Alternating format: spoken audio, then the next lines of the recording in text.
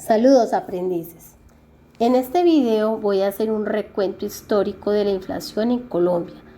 Para ello agrupé por decenios, periodos de 20 años, desde 1950 hasta el 2020, y haré algunas reflexiones en periodos relevantes desde la postura de Héctor Ochoa y Ángela Marcela Martínez en el artículo El comportamiento de la inflación en Colombia durante el periodo de 1955 al 2004, por lo cual haré lectura textual de algunos apartados del artículo.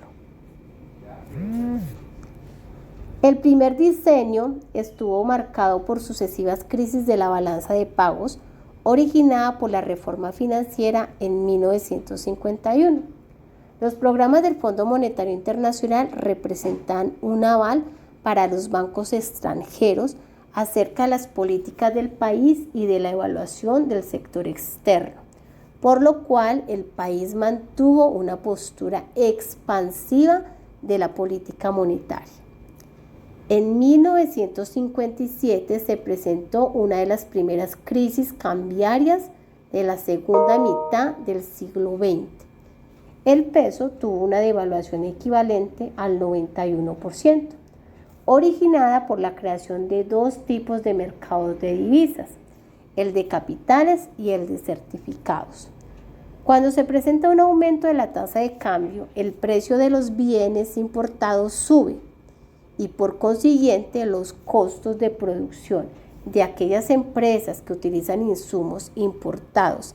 A su vez, estas empresas traducirán esos aumentos en sus costos en incrementos en los precios, ocasionando un proceso inflacionario por el lado de la oferta, situación que explicaría la cifra de inflación para 1957, la cual se estabilizó un poco en los próximos años. Entre 1961 y 1968, los términos de intercambio estuvieron relativamente deprimidos, lo cual provocó una escasez de dólares, por lo que el país se quedó casi sin divisas y se dio una devaluación en 1962. Frente a esto, el Banco de la República salió a comprar divisas, con lo cual se aumentó la cantidad del dinero en pesos circulante en la economía, hecho que se reflejó en la inflación, en este caso en una inflación del 32,41% en 1963, una de las más altas de la historia. Para 1965 en Colombia existían una serie de desequilibrios inflacionarios respecto a las tasas internacionales de inflación, es decir, las tasas internas de inflación eran muy superiores a las externas. Además, aún existía el régimen de cambio fijo. Por esta razón, el Decreto Ley 444 de 1967 reformó el sistema cambiario y lo convirtió en uno, manejado por el Banco de la República, conocido como Crawling Peg, que se basaba en un control cambiario diario, con una devaluación cercana a la diferencia entre la inflación interna y la inflación observada en países en desarrollo. El decreto estableció la compra y venta diaria de divisas por parte del Banco de la República, lo que implicaba emisiones diarias que generaban efectos inflacionarios. Este decreto fue un mecanismo para poner en términos reales el tipo de cambio fijo, a pesar de solucionar el problema que causa un tipo de cambio fijo con tasas de inflación internas altas. Creó un mecanismo que validaba la inflación pasada al traducirse en un incremento de precios actuales, similar al incremento del periodo anterior. Es decir, el incremento de precios de hoy se fijaba con base en el incremento del año anterior. El incremento de inflación a principios de los 70 fue notable y este fenómeno tuvo varias causas. Primero, una mayor indexación de la economía, causada por el tipo de régimen cambiario que se implantó a partir de 1967.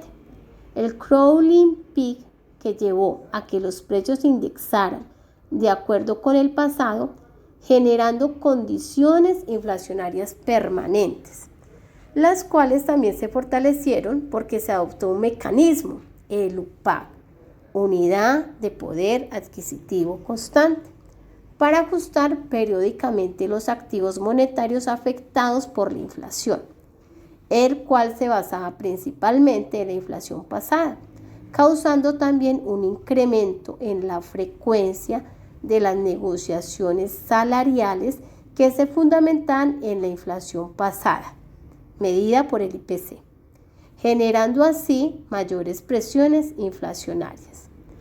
Esto es importante porque en situaciones como estas se ve claramente la importancia de las expectativas. En estos años la inflación estuvo basada en la inflación pasada, lo que hacía más difícil cambiar las percepciones sobre una inflación futura menor. La aplicación del crawling peak generó unos aumentos permanentes de la inflación, lo cual acababa con el valor de los ahorros, afectaba al sector de la construcción y generaba un incremento en el desempleo. Para evitar esta pérdida de valor de los ahorros y sus consecuencias, fue que se creó el UPAC en 1972, mediante el cual se ajustaban los pasivos y los ahorros a términos reales, dando origen a la indexación de la economía. 2. El shock de los precios relativos del petróleo en 1973 causó un deterioro en las finanzas públicas, porque la exploración y exportación del crudo se vieron fuertemente desincentivados debido a una equivocada política petrolera, lo que llevó al país a convertirse en exportador de petróleo, y adicional a eso, el gobierno y Ecopetrol tuvieron que subsidiar parcialmente el precio de la gasolina. Ese incremento en el precio del petróleo también se reflejó en otros productos por el lado de las importaciones, generándose así una inflación superior al 22%. 3. El incremento permanente de las reservas internacionales por parte del Banco de la República aumentó la base monetaria, presionando fuertemente la demanda agregada y por lo tanto los precios. Esta situación fue especialmente grave entre 1976 y 1978 por el inusitado aumento de las reservas internacionales originado por las dos causas siguientes. Primera, los altos precios internacionales del café, lo cual incrementó las exportaciones cafeteras y por consiguiente los reintegros de divisas al Banco de la República a cambio de pesos. Y segundo, por el crecimiento de la deuda pública externa para financiar la construcción de infraestructura por el Estado, lo cual también aumentó la monetización de las divisas obtenidas en calidad de préstamo y por lo tanto el aumento de la base monetaria. 4. El aumento del gasto público debido a la política fiscal expansiva, en especial en los periodos 1970, 1974, 1978, 1982 y 1986, 1990. Trajo como consecuencia la aparición de saldos de déficit fiscal cercanos al 3% del Producto Interno Bruto en varios de esos años, los cuales en la mayoría de las veces se financiaron mediante la emisión de dinero que hacía el Banco de la República, con el rótulo de préstamos al gobierno. Por lo tanto, sumados los dos efectos, el resultante de la política cambiaria y el de la financiación de la política fiscal, el peso resultante sobre la inflación era mucho mayor. Ya en los inicios de los años 80, la economía había asimilado los shocks y mantenía la inflación entre niveles del 25% y el 30%.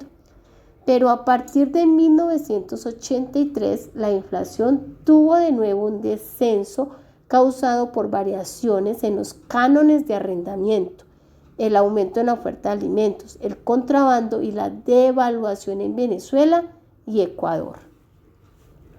En los años siguientes, el comportamiento de los precios de los alimentos y las políticas cambiarias y agrícolas tuvieron un fuerte impacto en la inflación. Por ejemplo, como se había dado un atraso cambiario a causa del ingreso masivo de divisas por la bonanza cafetera de finales de los años 70, en 1985 el tipo de cambio se devaluó un 51%, generando un incremento de los precios de los productos. Por otro lado, en 1987 la política agrícola buscó aumentar los precios pagados a los productores por medio de una estrategia de regulación de las importaciones y compras del Estado para acumulación de existencias en el IDEMA.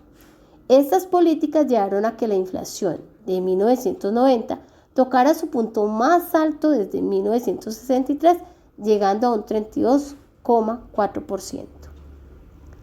En este periodo se observa la clara influencia del sector externo, de las devaluaciones y las revaluaciones, es decir, los shocks de oferta en el desempeño de la inflación en Colombia y al mismo tiempo los shocks de demanda originados en los aumentos de la oferta de dinero por parte del Banco de la República para financiar el déficit del gobierno y el aumento de las reservas internacionales, lo cual aumentó la demanda agregada y por consiguiente los precios, como consecuencia de que la oferta de productos no creció con la misma rapidez que aquella.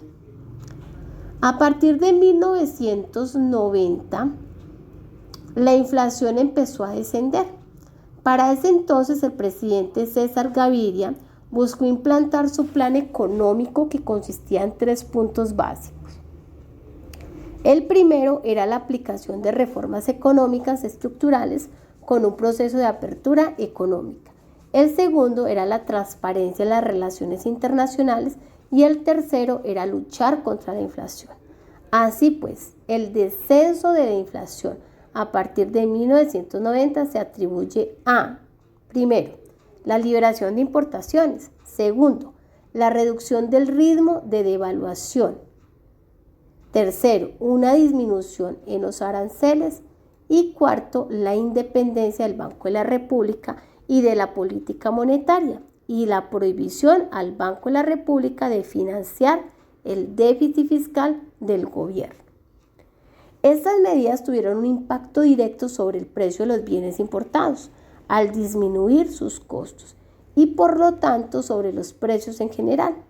Así pues, la inflación pasó de un 32,4% en 1990 a un 26,8% en el 91 y a un 22,6% en 1993.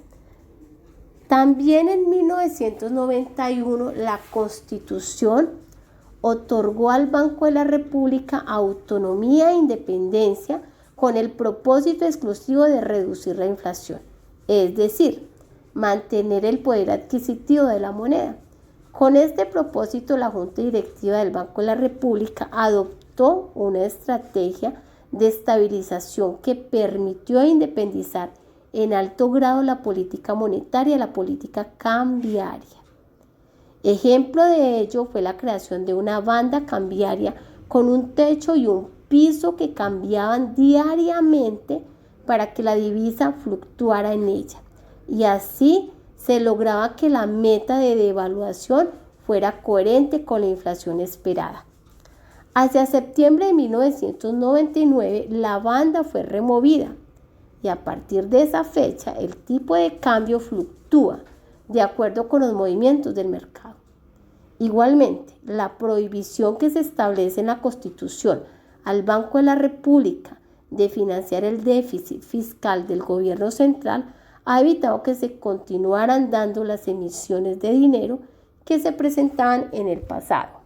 Sin embargo, el abultado crecimiento del gasto público en la década de los 90 y principios del 2000 se ha tenido que financiar en parte mediante las sucesivas reformas tributarias que se han dado y con el preocupante aumento del endeudamiento interno y externo, hasta llegar a cerca del 50% del valor del Producto Interno Bruto. El Banco de la República empezó a manejar unas metas de inflación para cada año, pero su obtención solo comenzó a ser palpable a partir de 1998-1999, cuando se dio una aguda crisis económica en el país, con una fuerte caída de la demanda agregada. Para 1999, el Banco de la República se había fijado una meta de inflación del 15% frente a 16,7% observada en 1998, esperando un crecimiento económico del 2% frente al presentado en 1998, que fue del 0,6%. Después de una contracción del producto de menos 5,8% en el primer trimestre de 1999 y de un menos 7,6% en el segundo trimestre, la meta de inflación fue alcanzada fácilmente. La inflación en mayo de 1999 fue inferior al 10%. Es importante tener en cuenta que durante esta recesión se dio una de las tasas de desempleo abierto más altas de la historia de Colombia, del 19,4%. A partir del 13 de octubre del 2000, las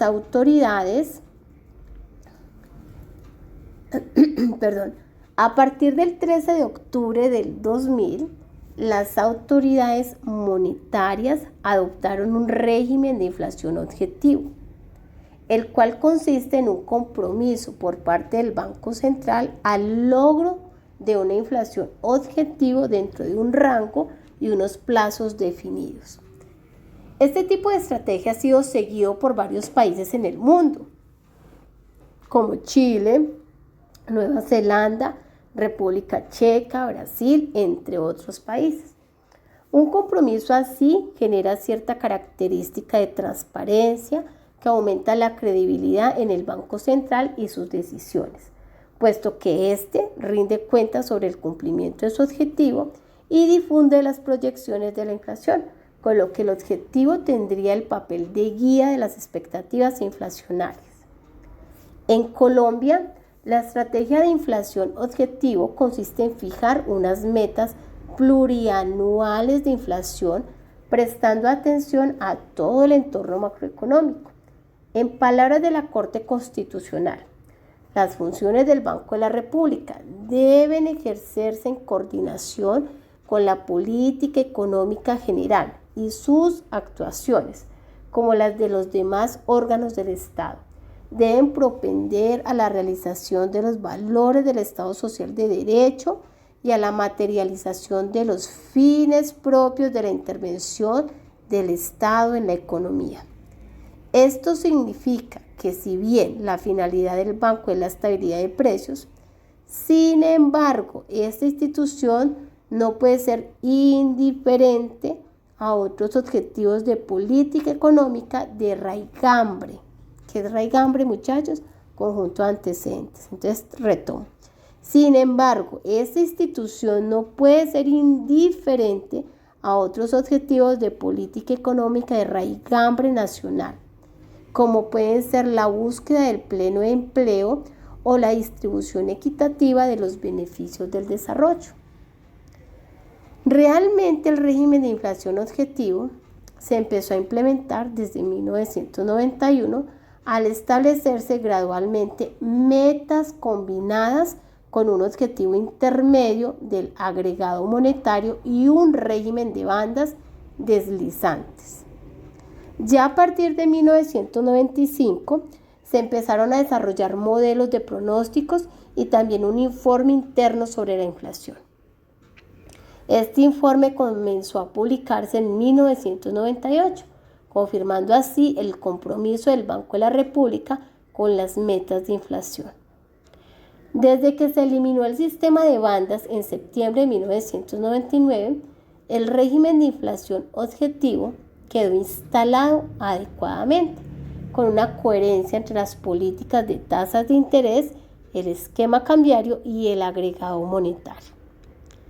Finalmente, Ochoa y Martínez concluyen en su artículo lo siguiente: la inflación es el incremento general en el nivel de precios de la economía. Está fuertemente relacionada con la cantidad de dinero circulante, con la capacidad de producción de la economía, el desempleo y las variaciones del tipo de cambio. El comportamiento de la inflación está muy ligado al manejo de la política cambiaria. Ejemplo de ello fue la inflación colombiana en el periodo de 1955 a 1970, cuyos pisos estuvieron relacionados con las devaluaciones ocasionadas por decretos expedidos, como el decreto 107 de 1957 y el decreto ley 444 de 1967, y el manejo de divisas por el régimen cambiario utilizado. También la inflación está íntimamente ligada a la política fiscal, como ocurrió en el periodo de 1970 a 1975, durante el cual se dio un inusitado aumento del gasto público, originado en un déficit fiscal que se alimentó de la emisión de efectivo por el Banco de la República. La inflación también se ve afectada por variables externas, como los precios del petróleo, las devaluaciones de los países vecinos. En el caso de Colombia, esto se debe a la importancia de países como Venezuela y Ecuador en términos de comercio y relaciones políticas. También por el manejo de las tasas de interés y de las reservas internacionales por parte de las autoridades monetarias, así como los precios de los alimentos. La inflación en Colombia ha presentado periodos de irregularidad en su desempeño, ocasionados por el manejo de las políticas cambiarias, como los impactos del auge cafetero que vivió el país y al mismo tiempo a sus crisis, entre otras causas. Pero es muy notable cómo a partir de 1990 la inflación comienza a vivir un proceso de descenso muy estable, facilitado por un conjunto de políticas y decisiones tomadas a favor del poder adquisitivo de la moneda. Este tipo de decisiones son una muestra evidente de que se puede pensar en coordinar herramientas macroeconómicas como el tipo de cambio, las reservas internacionales, los tipos de interés y la política de comercio exterior, con el fin de lograr que los precios de la economía aumenten de forma coherente con el crecimiento de la misma. Con ello se puede llegar a un control sobre las expectativas para evitar problemas inflacionarios que causan dolores de cabeza a todos los agentes de la economía. Sin embargo, es importante tener claro que el objetivo en el nivel de precios no debe cegar a quienes plantean y ejecutan las diferentes políticas en la búsqueda del fin último y principal de los economistas, el bienestar general. Es decir, que en la búsqueda de una inflación estable no se puede olvidar variables como el empleo, la educación y la salud, ya que en muchas ocasiones son estas mismas las que afectan el comportamiento de los precios en una economía. Ha sido un factor decisivo en el control de la inflación la definición de la autonomía del Banco de la República y su responsabilidad por mantener el poder adquisitivo, establecido en la Constitución de 1991, y la prohibición al banco de financiar el déficit fiscal del gobierno. Muy bien, aprendices. Espero puedan escuchar este audio, si es posible, varias veces para que se hagan una idea sobre las causas en la variación de la inflación en la historia de Colombia. La verdad que el objetivo de este video era poderles leer textualmente el artículo. De todos los que leí me pareció muy interesante y quise como traerlo, muchachos, para que se den una idea general de cómo varía la inflación de acuerdo a sus agentes externos e internos y a esas políticas cambiarias, monetarias y fiscales. Les comparto las fuentes de consulta que tuve en cuenta para hacer este video y recuerden que siempre es un gusto poder acompañarlos en su proceso formativo. Muchas gracias.